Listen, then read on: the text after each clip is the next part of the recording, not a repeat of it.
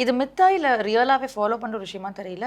Periods டைம்ல நெறைய எடுத்துக்கிட்டாலோ அல்லது பப்பாயா எடுத்துக்கிட்டாலோ it will increase the flow. அது வந்து ஃப்ளஷ் அவுட் பண்ணும் அப்படின்ட்டு ரொம்ப காலங்காலமா சொல்லிட்டு வராங்க. ஸோ அது நல்ல விஷயமா பப்பாயா எடுத்துக்கிறது நல்ல விஷயம். But it is the right time to take அப்படின்ற மாதிரி பீரியட்ஸை கன்சிடர் பண்றாங்களே அது நல்லதா?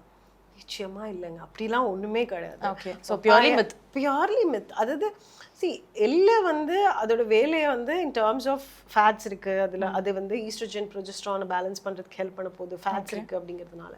இவ்வளவுதானே தவிர பொதுவா வந்து நான் கேள்விப்பட்ட மித்துனா எள்ளு முன்னாடியே சாப்பிட்டா பாடி ஹீட் ஆயிடும், ஸோ பீரியட்ஸ் வந்துடும், ஸோ ஃப்ளஷ் அவுட், இந்த மாதிரிலாம் தான் நிறைய இருக்கு.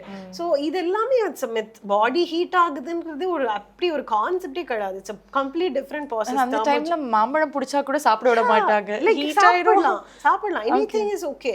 பிரெக்னன்சி போது, லாக்டேஷன் போது மாம்பழம் சாப்பிடக்கூடாது, பிகாஸ் அது குழந்தைய அஃபெக்ட் பண்ணிடும்னு சொல்லுவாங்க. Not really at all. நீங்க கைனகாலஜிஸ்ட் போனா சிரிப்பாங்க, பப்பாயா எடுக்கிறதுனாலயோ இல்ல எள்ளு எடுக்கிறதுனாலயோ அண்ட் ஃப்ளஷ் அவுட் ஆகுது அப்படியெல்லாம் எதுவுமே கிடையாது. உங்க யூட்ரஸோட வால்ல இருக்க அந்த அன்வான்ட் அதுதான் பிளட்டே.